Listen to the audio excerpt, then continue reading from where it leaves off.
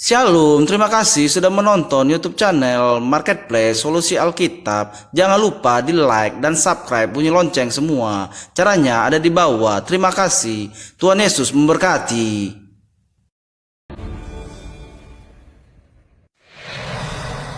Nama saya Laura Lazarus. Dulu saya seorang pramugari yang bangga akan kecantikan dan uang yang saya miliki.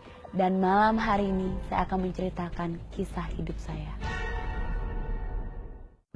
Waktu kecil saya lahir di daerah kumuh dan saya itu sangat cuek sekali. Saya sering manjat pohon, sering panas-panasan naik ke genteng. Suka jatuh, nah itu membuat kulit saya itu jadi dekil dan banyak luka di kaki saya. Itu bisa menjadi bahan ejekan sebenarnya buat teman-teman saya.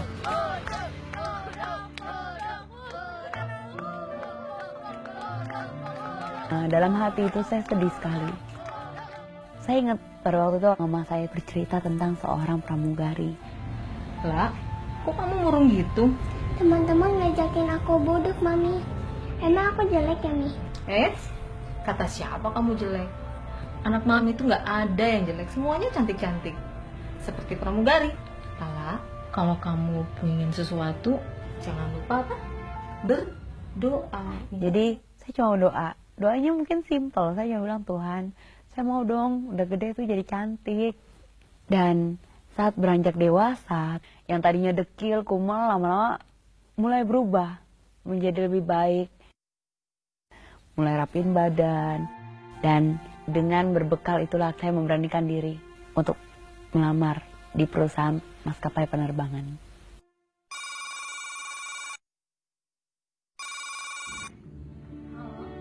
Dan pada waktu itu maskapai tersebut menghubungi saya dan mengatakan bahwa saya boleh masuk untuk ikut training sebagai seorang pramugari.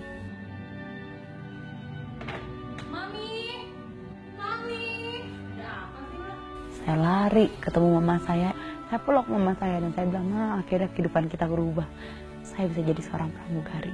Saat Anda menjadi seorang pramugari, apakah Anda merasakan perubahan dalam hidup Anda? Setelah saya menjadi seorang pramugari, disitulah masa-masa di mana saya akhirnya menjadi seorang anak tuh yang merasa bahwa apa yang selama ini ingin saya gapai, disitulah kesempatan tersebut bisa saya gapai. Yang terlebih lagi saya bisa memiliki uang yang selama ini saya tidak pernah miliki dalam jumlah yang cukup banyak. Saya bisa membeli apa yang selama ini saya inginkan, akhirnya saya bisa punya. Pergi jalan-jalan dari satu tempat ke tempat lain. Saya tidur di tempat-tempat yang di hotel-hotel berbintang. Kalau dulu saya sering kali dihina-hina akan keberadaan saya. Tapi setelah jadi pramugari, semuanya itu berubah. Banyak pria-pria berdatangan. Saya ingat pada waktu itu ada seorang pria yang ketika dia Valentine, dia datang. Sorry, aku ganggu waktu kamu sebentar ya. Aku kesini punya sesuatu buat kamu. Happy Valentine ya. Terima kasih ya ucapannya. Tapi sayang tuh, aku nggak suka sama bunganya. Apalagi sama orangnya. Ambil. Cabut.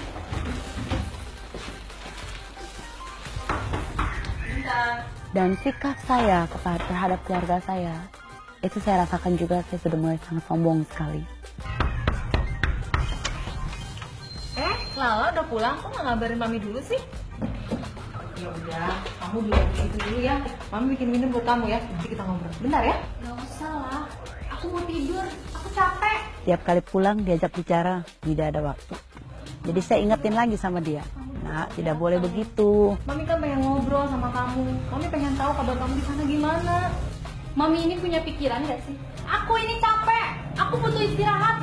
Bukan mau ngobrol. Dan di sanalah akhirnya saya melawan orang tua saya dengan kata-kata yang sangat tidak wajar sebagai seorang anak. Nah, melihat orang tua saya menangis seperti itu, saya ambil koper, saya masukin baju, malah saya pilih untuk pergi dari rumah. Mau pergi. Bisa dibilang pada waktu itu kehidupan saya itu sangat sombong, sehingga suatu hari terjadi malapetaka menimpa saya. ada firasat yang tidak enak. Rasanya kayaknya saya bakalan meninggalkan rumah. Rasanya saya bakalan meninggalkan dunia ini. Dan yang lebih mengerikan sebenarnya adalah pada waktu ketika saya mau melakukan penerbangan. Selama penerbangan berlangsung, goncangan demi goncangan itu terus terjadi. Dan yang lebih mengerikan lagi adalah pada waktu pesawat ini mau mendarat. Tiba-tiba pesawat ini keluar landasan, nabrak pagar, dan berhenti tepat di atas kuburan.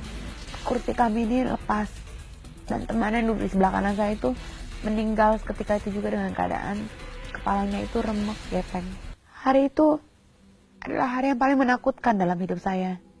Saya mendengar orang teriak sakit, tolong, sementara tubuh saya itu sudah tidak bisa digerakkan sama sekali. Dan hari itu saya cuma bisa bilang, Tuhan tolong beri saya kesempatan satu kali lagi untuk saya bisa memperbaiki kehidupan saya. Saya tahu kalau hari ini saya sampai meninggal, saya tahu saya tidak akan ke surga. Saya tahu saya pasti akan ke neraka. Karena saya sangat kurang ajar sekali dengan orang tua saya. Sombong. Dan tiba-tiba saya melihat sesuatu yang gelap sekali. Saya berjalan dalam kegelapan tersebut. Saya melihat ada satu sosok pribadi yang wajahnya tidak bisa saya lihat. Dan dari sanalah ada satu suara yang berkata, kamu harus kembali, masih ada yang harus kamu ceritakan. Dan tidak lama kemudian, disitulah saya tersadar. Ternyata ketika saya tersadar, orang tua saya mengatakan bahwa saya sudah mengalami koma selama 3 hari. Luka apa saja yang Anda derita akibat kecelakaan tersebut? Kecelakaan itu mengakibatkan muka di bagian sebelah kanan saya ini hancur. Pipi saya ini terbacok. Mata saya ini jatuh ke bawah. Tangan kanan saya ini copot. Pinggang saya patah dan kaki saya patah. Kaki saya patahnya itu sedikit. Tapi dagingnya ini hilang sebesar tangan. Setelah dokter selama seminggu melakukan operasi sebanyak 4 kali, dia katakan, kami sudah melakukan operasi ini secara bertahap. Namun, kaki kanan Laura semakin membusuk dan tulangnya tidak beroperasi lagi.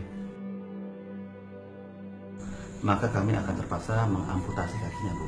Maaf dok, saya tidak setuju. Dan orang tua saya katakan, Tuhan kasih ke saya Laura ini normal. Dan saya percaya Tuhan pasti akan menyempurnakan dia kembali dok. Saya percaya, walaupun saya nggak tahu hari kapan tukang itu datang, tapi saya percaya. Ada dokter kau siapkan, ada obat kau siapkan, pasti tulangnya ada. Disitulah saya berdoa, saya bilang, Tuhan tolong, jangan amputasi kaki saya. Kalau Engkau masih mengizinkan saya memiliki kaki, dimanapun saya melangkah, saya akan menceritakan kebaikan Engkau. Akhirnya diputuskan untuk membawa saya berobat ke luar negeri.